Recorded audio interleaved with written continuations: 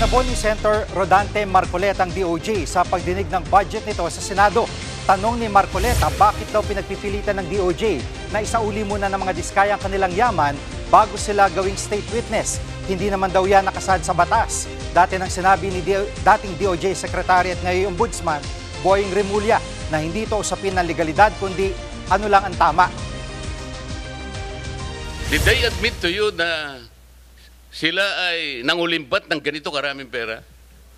I have to explain myself. Opo. Hindi ko dinidepensa ng mga taong iyon. Opo. Ginawa ko lamang yon doon sa nalalaman ko na ma-identify natin ang pinaka-mastermind dito. Yun lang, wala nang iba. Opo. Kung gusto nyong ang ma-identify, puro butete at saka sapsap, bahala na kayo sa buhay nyo. Under Section 5, letter D, nakalagay din po dyan kung ano po yung legal obligations and civil judgments or civil aspect of the case against him. Maari pong i-process yung application niya, but under the first statement under Section 5, before a person is provided protection under this act, he shall first execute a memorandum of agreement which shall set forth his responsibilities, including the following. So kasama po dun sa mga obligations. Ano nga? Ito po, to comply with legal obligations and civil judgments.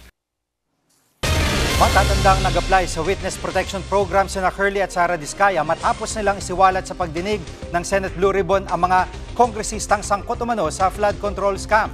Wala pang desisyon ang DOJ.